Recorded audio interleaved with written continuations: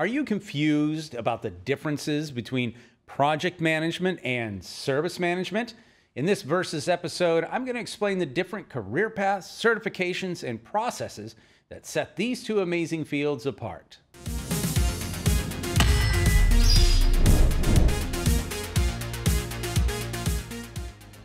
Hey everyone, Chris Ward here, one of the edutainers at ITProTV. And today we are looking at project management versus service management, and quite frankly, what's the big deal?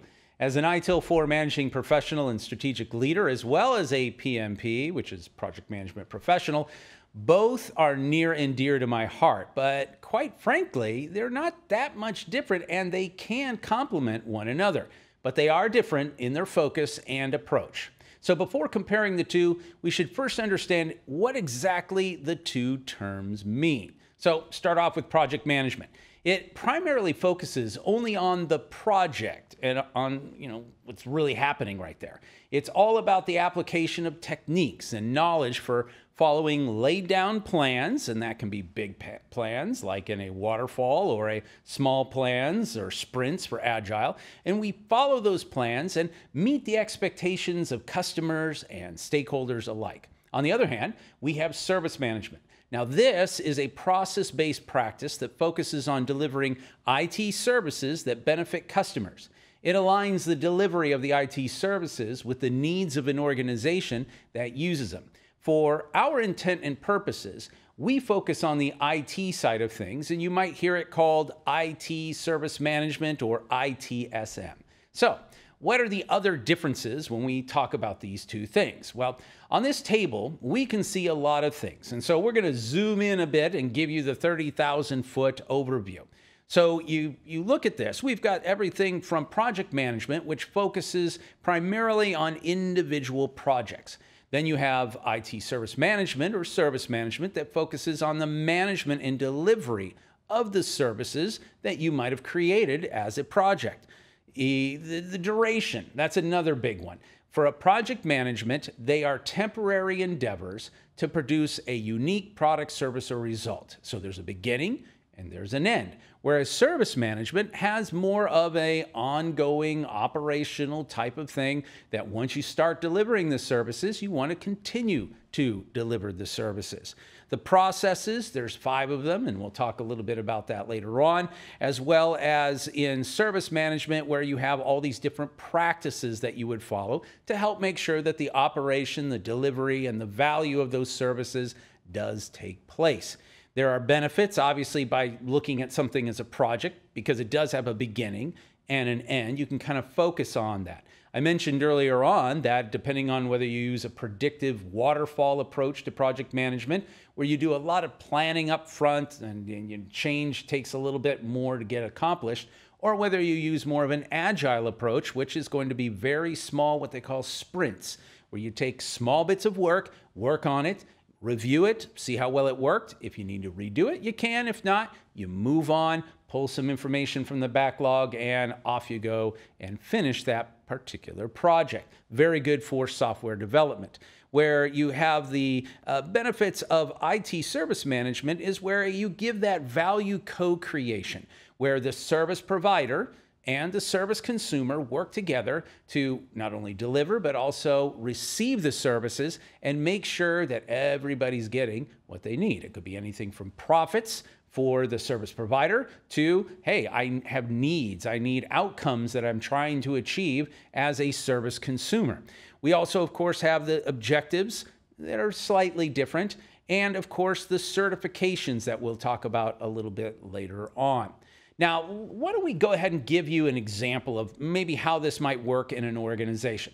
Let's take Elon Musk's very cool company called Tesla. Now, when Elon, and let's face it, his design and development team created the new Cybertruck, or we would say any of the other new models, I would say that initial creation was a project. It had a beginning and it had an end, and it definitely created what many people would call a unique product, service, or result. But hey, once that project was finished and you have your new shiny Cybertruck, service management, or in the case of something like a Cybertruck, IT service management steps in. There are constant feature updates, software patches. Maybe there's some bugs in the system that need to be fixed. There's customer support. Hey, I need to have it repaired. Hey, when can I find or where can I find the latest, plug-in stations and get my car, my Cybertruck charged up? And don't forget that Tesla as a company has internal systems and services that allow them to support the different models of vehicles and even those solar power cell systems that they install on houses. See? They are closely related, but there are real differences in the two different modalities that we see here. Now, something else that shows the differences are what we would call the KPIs, or key performance indicators.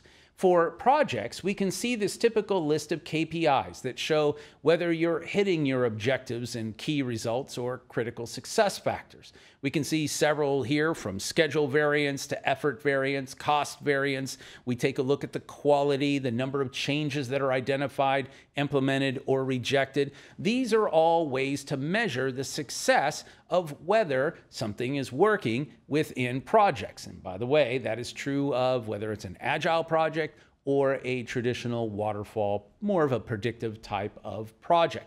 Now, for service management, we can see that there are a lot of different things. In fact, a bigger influence of things like TCO, or total cost of ownership, operational and standard service level agreements. You've got performance and availability. This is where you start hearing things like 5.9 uptime.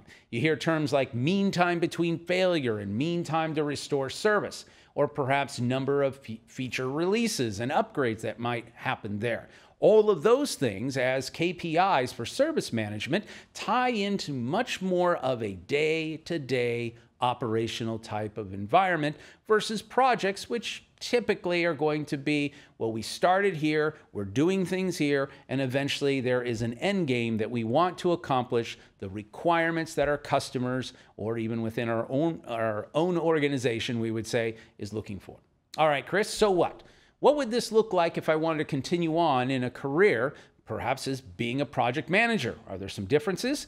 Well, here we see a generalized path from being a project coordinator, which simply requires a high school diploma or equivalent secondary education. Here in the States, we would say something like a GED, a general education document. This can climb up to ultimately being the vice president of project management at a major company. Now, the nice thing here is how high you go is only limited by your willingness to continue learning proper project management skills and doing as many projects and doing them well as possible. For IT service management, there are way more roles and positions that you see here, but the ones that we are showing are broken down into fairly typical, what we call the 3-point areas: strategic, developmental, sometimes called tactical, and operational. Now, to get to these positions, we do a lot of things, from education to experience. We can see everything from strategic type of roles of, you could be a service level manager, creating those service level agreements, to security architects, IT architects. You can move into something that's more of a developmental type of a thing, whether you're into software or application development. And that's going to be things like change management and configuration management, release and deployment management positions. And then operations, those are the parts that a lot of times when you're getting your start in IT, this is where you show up. You're going to be on the service desk, maybe helping out with incident management, maybe being the IT operations manager as you move up along that particular path. So, like I said, not only with project management and IT service management, education and certification can be your friend. So let's start off with something in the realm of project management. Now, these project management certifications, I'm just showing you a small list of some of them that are available. These are probably some of the more well-known ones, okay? And I will be the first to say that you don't need to hold certification in order to get some of those positions that we were talking about, whether it was project management or whether it was IT service management. But let me tell you something, definitely will help you with career advancement and, yes, more money. All right, so let's first look at these project management certs, and we can see that we have everything from, if you're looking at it from a level, we can start over there on the left with the beginner levels of CAPM, which is the Certified Associate of Project Management. CompTIA's Project Plus. There's also IT Project Management, and APM, which is another one. Then we have Advanced, which is going to be something that I am, a PMP, which is a Project Management Professional. I will warn you that some of these certs in the advanced areas more than likely will require some sort of project management experience. Just for example, the PMP requires at a minimum, if you have a 4-year university degree or graduate level degree, you need 4,500 hours of project management experience. So there's the PMP, there's the PPM, which is just another different way of looking at things. CPD, MPME, Managing Projects Master. And then different types of industry. You've got the IT industry, which if you are part of the IT industry, some good ones here would be the CPMP, the Project Management IT Services. These are great certifications. If you're in the government and that type of industry, the Prince 2, which comes from Axelos, which is also the same organization that produces ITIL, which is an IT Service Management certification, which we'll see here in just a minute. These are really good because they were developed by, believe it or not, the UK government. So Prince 2 kind of came out of that. And then Agile, one that's very well known. There are more, but Scrum Master or Certified Scrum Master is a great certification to grab if you are into that Agile type of project management. Okay. That was a lot. Let's take a look at IT service management as well. Now, the one that I'm going to show is the one I'm most familiar with. Now, there are others here that we have, things like COBIT. There is SIAM, which is run by Scopism. There is Verisim, several others that you can see here. But let's move on to this slide that talks a little bit about the ITIL. So ITIL stands for Information Technology Infrastructure Library.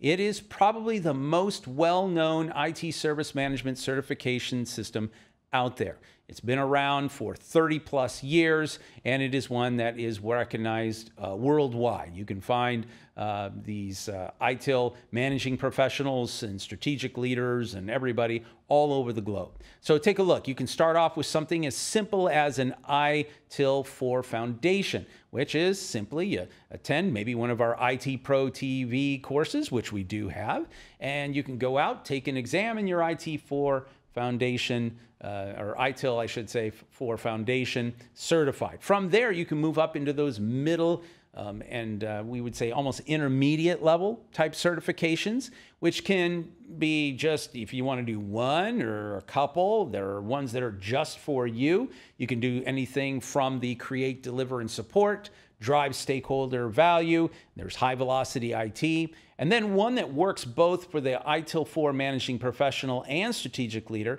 is something called Direct Plan and Improve, which deals with how do you create those improvement initiatives? How do you take your organization from here, maybe higher? And then something that has just been released as of the recording of this Versus episode, something called the ITIL 4 Strategic Leader, in which case you can take the ITIL Leader certification, which is Digital and IT Strategy, which myself and my co-host Zach Memos does a lot of fun. It's a great one that you can check out. If you get both ITIL 4 Managing Professional and the ITIL 4 Strategic Leader, you have the option to become an ITIL Master. And I got to tell you something, there are very, very, very few ITIL Masters in the world. And it's kind of like having your PhD in IT service management. Well, there you have it. A detailed look at the differences between project and service management, as well as if maybe you're looking for some certification. We gave you some good examples. If you are looking for certification training in any of these career paths, feel free to check us out over at, oh, I wonder, maybe ITProTV. And don't forget to subscribe to our YouTube channel for more Versus episodes, including a very fun one with my friend Anthony Sequeira. Thanks so much for watching. We'll see you next time.